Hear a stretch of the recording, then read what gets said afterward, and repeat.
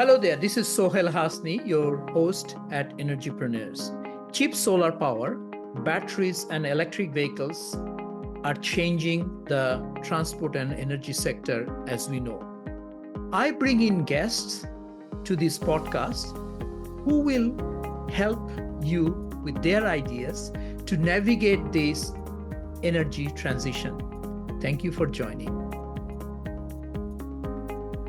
Hi, Maxine. Good morning. Good to see you. Hi, good morning. Yeah. Residential energy efficiency is one huge sector. Good to see your post on LinkedIn. Maybe before we get into that, you can introduce yourself, who you are. Hi, everyone. I'm Maxine. So right now I'm doing a PhD in residential sector decarbonization. But I've had experience working in energy, particularly in the demand side for quite some time. So initially I was based in the Philippines. So I did energy consulting work for green buildings, as well as I did my energy master's as well in socialized housing. I focus more on the demand side, but from time to time, I also get involved in NGO perspectives on energy, as well as community electrification projects. NGO perspective of energy, that's interesting. So right now, what are you working on? Part of your PhD, right? It's more of finding ways to decarbonize the residential sector. That's divided into two parts. First is looking at the physical aspect, so the house itself. It's important to integrate a whole life carbon when the house is in operations that uses energy, and consequently it contributes to emissions. But then it's important to see the emissions that occur when you actually build the house throughout its life cycle. On the other side, we have to look at the people aspect of the residential sector. So in some sense, I would say giving estimates for the residential sector, it's a bit more complicated because there's more variability in there compared to commercial buildings where there's more of a set schedule. So it's easier to estimate energy consumption. Of course, with households, they have more socioeconomic aspects to consider. I try to integrate that in my research to have a better estimate of energy consumption, but also adding more of the people-centric aspect to develop more likely policies and pathways for decarbonization. Residential construction is one area, like forward-looking, right? How do you build a better house to start? And then, of course, you have an existing stock. Then how do we minimize energy losses, right? One of the strategies being looked into is renovation or retrofit as well. Future stock would be mostly the existing buildings, right? If you look into renovation, you can reduce both the construction emissions, but also improve the energy efficiency of current homes. So that's something to look into in terms of dealing with that aspect. But yeah, I think in terms of residential new construction, it's expected because of the population growth. There will definitely be expected, or at least there should be new construction to feed the demand of people. So one of the things you can look into is repurposing commercial buildings into residential homes. So that's also another strategy being looked into, especially given the changing work dynamic from more work from home schemes and things like that. I worked in energy efficiency a Yeah. long time. I was in Melbourne Uni doing a conversion of a product called Temple from mainframe to PC. 1988. long time. Melbourne Uni, that architecture and buildings department was very advanced those days. But having worked all these years, I personally think maybe in some cases, as we generate electricity of our own, maybe we don't have to worry energy efficiency that much. How do you argue on that argument? I've got a house in Doncaster. I'm putting a 10 or 11 kilowatt solar tomorrow. And I check, I will have excess most times. If I put a battery in, then I'm almost energy-wise, maybe I don't depend on the grid. Then do I have to worry about energy efficiency because I have too much? Let's say looking at the energy supply aspect, it does have a significant impact, but you shouldn't negate the impact of energy efficiency because those are more like low-hanging fruit. Sometimes people might be intimidated by costs for a PV system. Yes, there are subsidies right now, but sometimes it might be still a pretty big investment for some. So It's good to consider that because it does affect the reduction of energy costs as well and carbon emissions. But sometimes some things as simple as like monitoring how much you use your energy doesn't really cost too much. And yet that has an aggregate effect on reducing carbon emissions as well. And it gives some sort of agency for the household that, oh, okay, I know about my energy. So now I'm more proactive in dealing with what to do. And then part of the energy efficiency measures, more to offset whatever is left from when you reduce your demand, is investing in a solar PV system. So I think it's not something that you should discount because of the grid getting cleaner. But yeah, looking into some things, it's really a holistic effort, different strategies that mesh together to hopefully become more sustainable. And of course, the excess electricity, if somebody has in the house, he can always sell it back to the grid as well. Yeah. So you can help decarbonize the grid, as you said. Every time you talk energy efficiency, then people are saying, how can I save electricity? Right? So the first thing people ask, right? Yeah, that's true. Obviously, it's contextually dependent, but space conditioning is really a big factor when it comes to energy use. So investing in an installation would then impact more for cooler climates like here. So, for example, in the Philippines, where it's a more tropical climate, there are some simpler measures that you can do. Before I used to work in a green consulting company, then we would promote the use of white roofs because that reflects the heat. It seems very simple, like you just have to paint your buildings white, but it actually has some significant impact as well. You can do passive house things like the passive design things, and then you can look into maybe investing in AC that has a higher EER or something like this. For example, the aspect of the perspective of socialized housing, where they use more electric fans and lights. So in that sense, changing into LEDs is a relatively cheaper energy efficient measure right now, given the trends, and that can also have a significant impact in energy reduction. I think it's important to know that we can't just keep reducing. It has to fit the comfort level of the people who live in the homes, because you can just remove all the appliances at the home and so, oh, you're saving a lot of energy. But what about the health of the people who live there or their well-being? So it's really a balance of both trying to reduce energy consumption, but also keeping that comfort level in the home. In terms of what people can do to reduce electricity bill, so you said that space heating or cooling is the Yeah. main one. And of course, lighting is becoming universal. Adoption of LEDs have come in. So Yeah. lighting has become much easier. But in terms of energy conservation, energy efficiency, of course, you do through the appliances.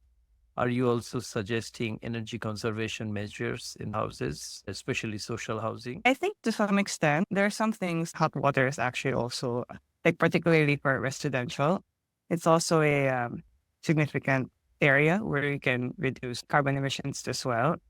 And I think with socialized housing, because there's a lot of government intervention, it could be a policy action, the government to mandate some sort of energy efficient measures in the designing socialized housing.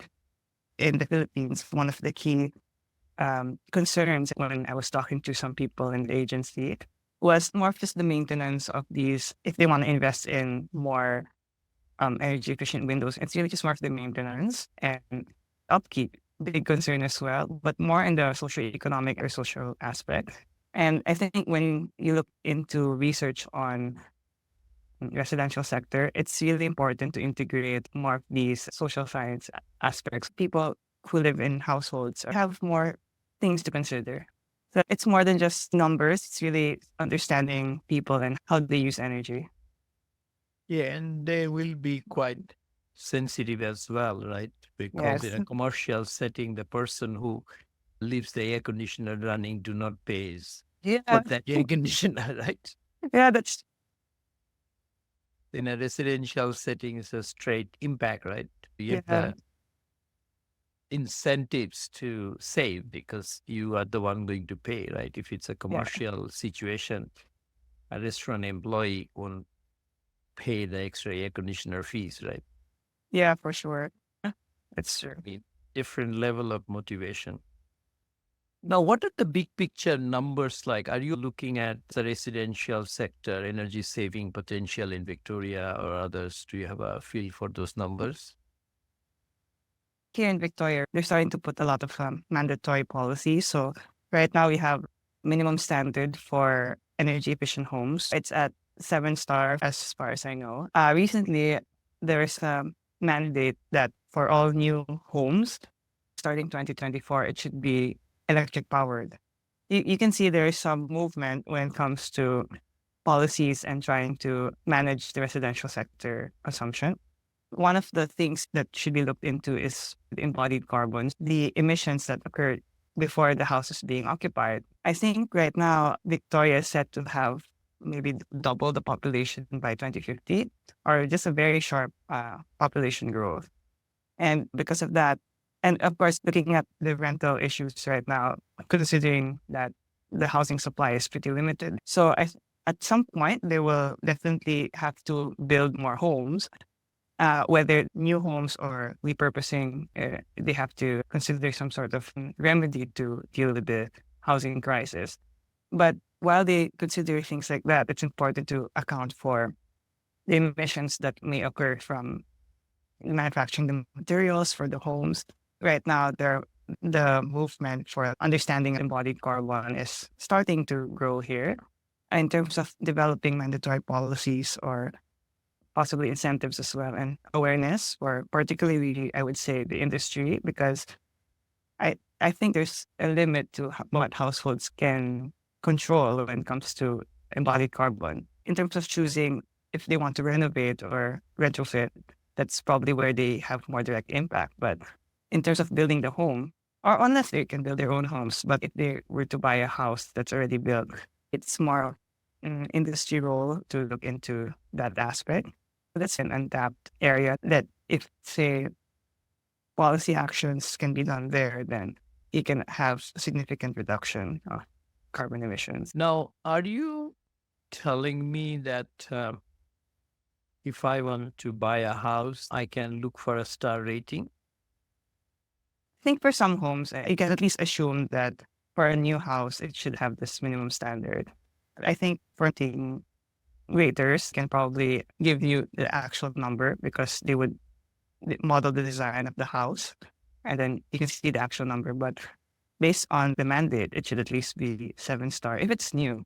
But if it's already existing, like it was built prior to this year, then it'll be more difficult. In Victoria, a big chunk of the housing stock is probably prior to 1990s built. So there are a lot of old homes here.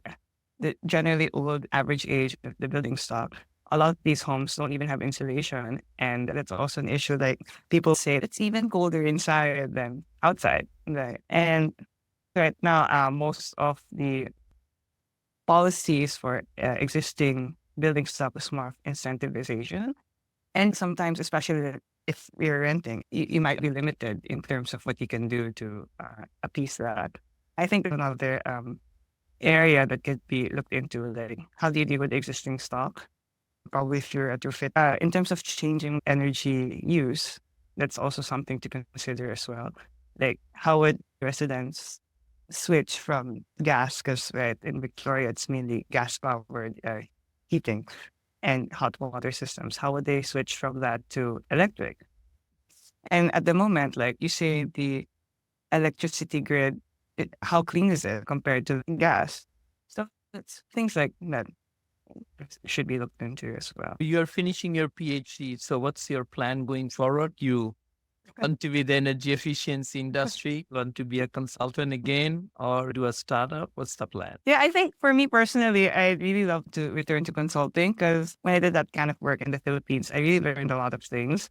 So we did private projects for development, but we also worked for the public sector. Like for me personally, I really am interested in policy action, how research can be translated into implementable policies. That's the importance of research and learning about these things. How can we translate all the things you learn to the ground?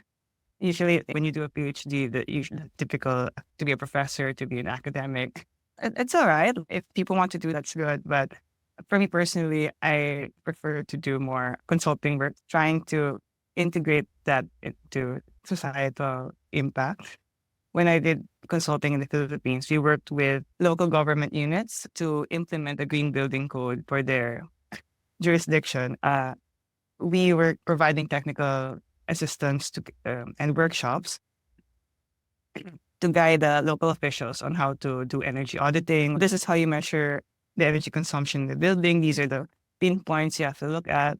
Even simple things like weather stripping in the air conditioning unit, because if it's not well in sealed, the air would come out to keep the thermal comfort. You would consume a lot more energy, especially since a lot of government buildings in the Philippines use the package type of air conditioning, not the inverter type. So it would likely use more energy when it's not well sealed. And then we also did like stakeholder workshops that highlights the importance of multidisciplinary action towards a sustainable built environment.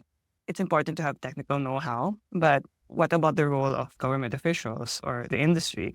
And in the residential sector, the role of the household. Sometimes looking into sustainable housing or green buildings or things like that.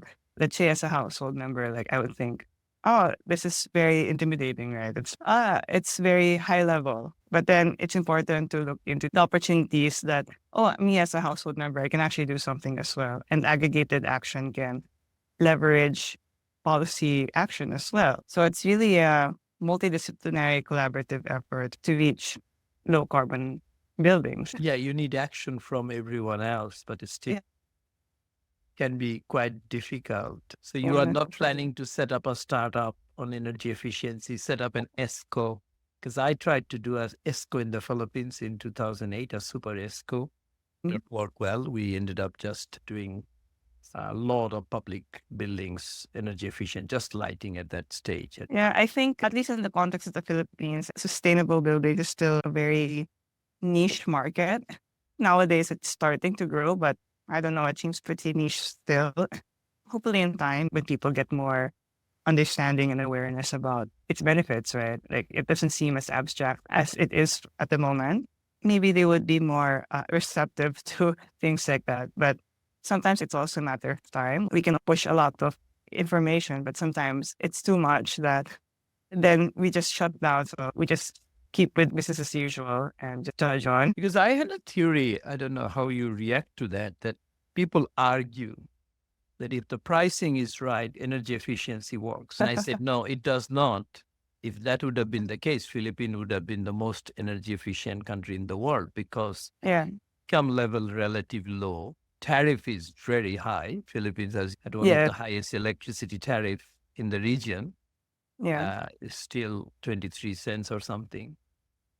So what's your take on price elasticity for energy efficiency? Do you really think people care or people just, it's too much mumbo jumbo as you mentioned? I think when it trickles down to the home, if it's too pricey, then cost is really a big factor when it comes to saving energy, but probably more in trying to reduce or things like that.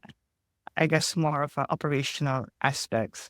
But for example, in investing in more energy efficient things, changing from a box type to a split type AC or something with more capital cost, it's a bit risky sometimes. I don't know, like sometimes I'd have to explain even in my own house, I'd have to explain to my parents like, oh yeah, I think using a split type is pretty good if you keep the AC more or less like at least 8 hours. But if you don't use the aircon too much, maybe it's not a very good investment because like you have to look at the maintenance as well. So there are things like that. So I think when it comes to the hardline electricity cost, it can nudge some people to reduce energy consumption, but it's important to look long term. Oh, I can invest in this thing and then I know how I consume my energy.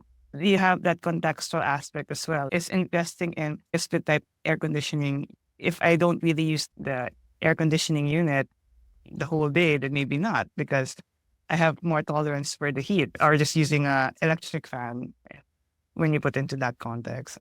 Then some people would like, oh, maybe I prefer this kind of lighting, even if it's not LED. So there are those kinds of prioritizations like, oh, this has a better mood. So maybe the LED might not suffice that, and I can't be comfortable here. So maybe we would just use it because the mood might be more important compared to the price. It's probably things like that. Yeah, fan is the biggest culprit in a sense because residential fan, very cheap fan could be as high as 100 watt I've seen, whereas you Yeah. get it for $20. But if you want a decent fan, maybe 35 to 40 watt, that you have to pay $100. So no one is going to pay 5 times Yeah. more, although they know that the payback period may be in less than 2 years because fan runs in most cases 24/7 if somebody's in the house, right? That's They're really not. just short term versus long term thinking. But then, of course, like I would say with other aspects as well, the increasing cost of living. So, of course, people would prioritize food costs or more immediate needs rather than investing in something more energy efficient, which should pay back in a long time. Things like that have to be taken into account. And also people do not have full information, right? The Yes, one yes, thing I that's it. never understood that especially in the Philippines, to an extent as well, people when they go to watch movies, they carry their blankets because temperatures really cold. It's really funny because it's so humid and hot outside. But then when you go inside, the AC is up to a max. Then people just wear jackets in the office. It's Yes. very strange. Yeah, I think it's just the same issue you mentioned that it's the incentive, the people who's flicking the switch is not the one who's paying, right? That's super. Unless you're in Japan, right? Every building has the kilowatt hour per square meter display. Yeah. So people benchmark, oh, why my building is costing 30% more than my neighbor's building, right? So then you get data, live data. Yeah, that's a pretty interesting point you mentioned, the competitive aspect between households. Because I think I've seen a study in the US, they tried something like that. I'm not sure if it was an apartment complex, but for each of their doors, they would have a rating like, oh, this house is performing this well, or in terms of energy consumption. Then when a neighbor sees it, feel pressure to perform well as well. There's innate competitiveness within the community. That could also be an interesting policy tool in terms of pushing for more action, but that might have to be partnered with monetary incentives. There's also that aspect. I'm not sure if it's a global problem or something like this, but to reduce it, they might do some other methods that may not necessarily be sustainable long term. That's a very interesting policy point, the psychological aspect of people when it comes to consumption that can apply to a lot of aspects of consumption. I have an idea right now. I'm just talking to you. Might have an interesting social consequences if each month in a block of 50 flats or something, especially government housing, or in a block of commercial shops in a mall, if the utility incentivized by the government said that whoever has the lowest electricity bill in the region will give you for free or something. So then you will know, okay, it's like a employee of the month situation. Right? Of course, you have to say it cannot be zero so that people are not switched off and gone somewhere else. Then you put a peer pressure on, right? Saying if you're a shopper, how come that shop is paying only X dollar per square meter and I pay 5 times more? Because right now that awareness is not there, no? Yeah, I agree. Because I think now conventionally, maybe they just give lectures or something, but more close to home things like that, because you can see that, oh, my neighbor is like this, so I can do it as well. Yep. But how, right? So you pique your interest a little more. So what else you do for fun? I know you're doing a PhD, very busy, Melbourne Uni. To be honest, I think it's really important to look into other aspects, not just in the energy and carbon field. Recently, I started boating, like just paddling. I think it's an activity that's synonymous to doing a PhD because you sit in a boat and then you just sit and row. So that's it. You're hyper focused on one thing. But then the thing is, you have to keep in rhythm, which in some sense, in doing a PhD or a long term project, you have to have this momentum. You probably get burnt out, but you have to keep this rhythm to just keep going. And there will definitely be times where you would go off sync, and that's okay. They just have to recalibrate and find that rhythm to get back towards your goal. It has this kind of mental therapy because it's doing one thing again and again with a team. So there's this communal aspect as well. One of my boatmates was saying, this is the difference. Sometimes in the PhD, because you feel like you're doing things by yourself. You have supervisors and colleagues, but at the same time, to be honest, you're the only one who really knows what you're doing. Your supervisors can help you, but at the end of the day, you set the pace, you set what has to be done. And it can be pretty daunting when you do team sports or just growing communities outside the PhD space. You can see that there are people who have this common interest or common goal, and that kind of helps that balance. Really just helps me along the way. So yeah, when you're pedaling your boat, you're not thinking, oh, this could be electrified too.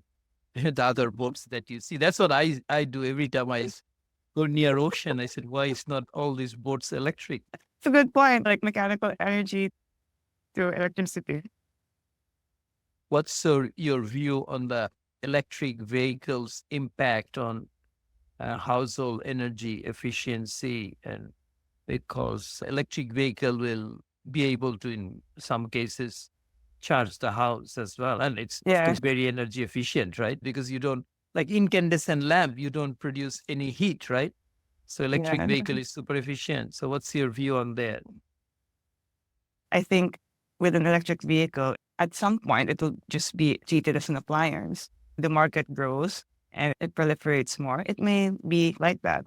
Maybe at this point where solar PV systems are heading as well, that's another appliance to my house, right? Same with electric vehicles. The sustainability aspect would depend on the cleanliness of the grid as well. A lot of people would then argue that electric vehicles may not have as much distance power compared to a gas powered. For example, with charging stations, it has to grow along with the electric vehicle numbers. If your home is now the charging station, but then you have to consider what if I want to do a longer trip? There should be more of those sprawled across the precincts or the cities. In terms of the home, at some point, it would be akin to an appliance and treated similarly to any other appliance in the home, whether it be hot water or space conditioning. In terms of efficiency aspects, it would be stretching towards that movement, I think. This is the first time I heard from someone else saying that electric vehicle is another electricity consuming appliances in the house, right? Because that's what I saw it, because people talk electric vehicle will create that extra demand and this and that. And I said, yes, you do. But at the same time, Victoria become summer peak, I think 92 or 93, because I used to do the forecast. It shifted to summer peak because as more and more people started buying air conditioners, electric vehicle average consumption maybe 5 to 10 kilowatt hour a day, because nobody drives more than 50 kilometer on an average, right? Yeah. In a large house, your big air conditioner can also consume, or a heater, especially in winter. Yeah. It's another appliance. Why worry that much? That's true, yes. But in terms of range, I drove to Melbourne from Sydney and back. I bought an electric car last year. And it was no drama. The chargers are everywhere along the way. I also did Sydney to Sunshine Coast in a single day, which is about 1,000 kilometers. Wow.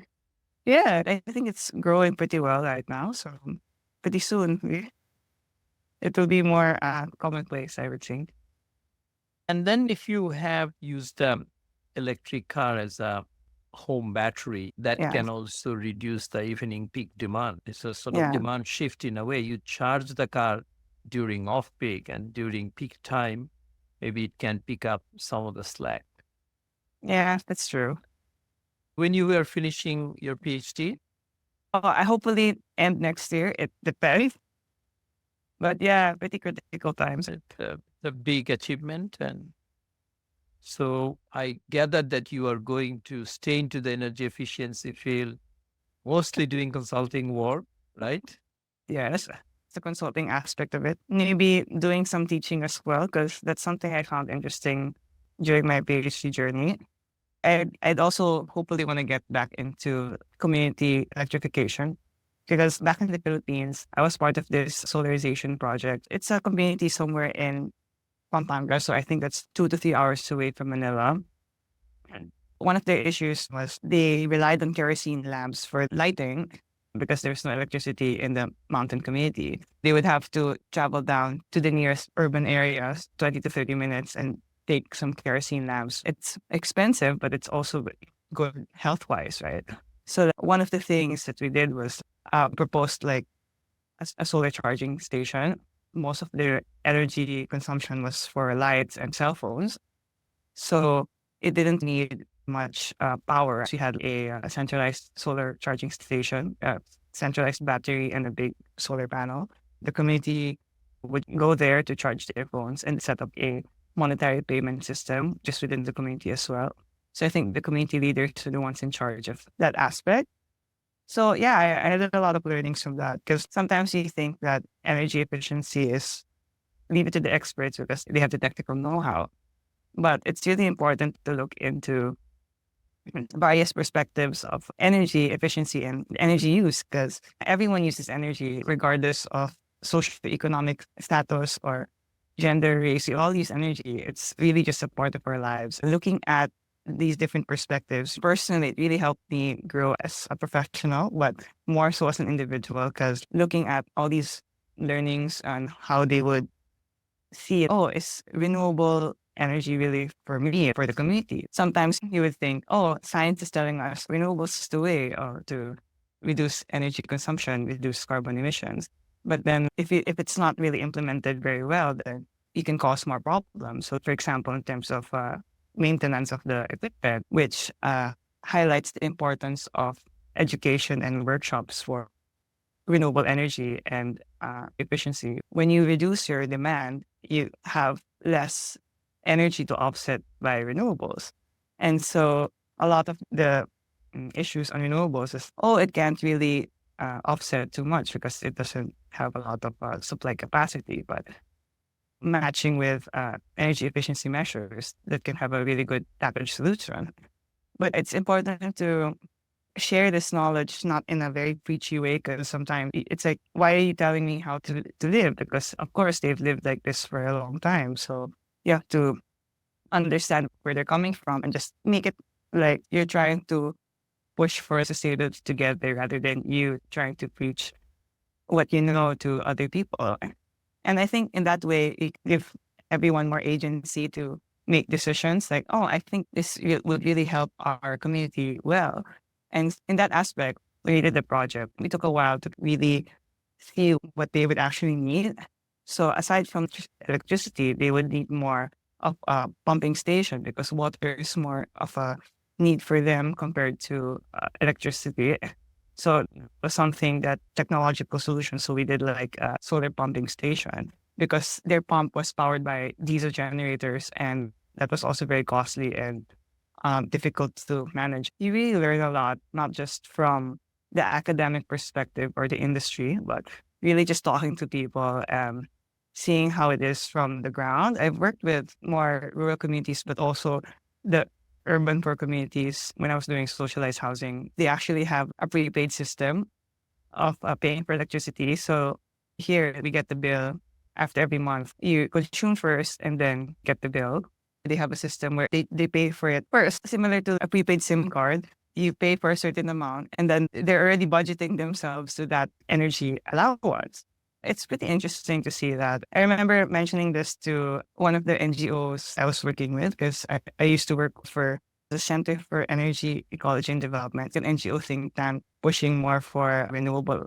I mentioned this to one of the team members back then. And you see the problem because people have to budget themselves early when they want to use energy rather than just using what they need. So there's really the impact now. Going back to what we were talking about, if price is important when it comes to energy efficiency, it depends across various socioeconomic sectors. For socialized housing, you can see there are schemes like that. They budget themselves first before thinking how they will use their energy. So at least whatever they use, they can afford it.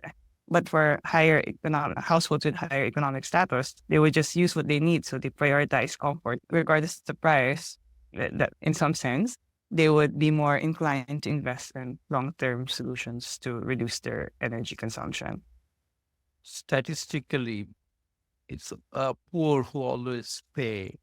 So a lot Yeah. of studies, you mentioned kerosene lamps earlier, that to get the exact amount of lumen of light, kerosene is the most inefficient. High-end LEDs run by, Yeah. if you have a solar, then of course you're getting almost for zero.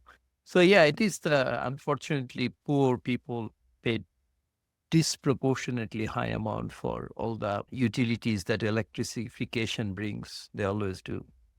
Now, I started a startup. I used to work for the Asian Development Bank almost 22 years after retirement, initially for fun, and now we're doing a few projects. I took an interest into hydroponics, grow a plant with 80% less water, right? It's Yes, super yes. energy efficient, right? Because traditional agriculture, you spread your nutrients and the plant picks up Yeah. whatever they get.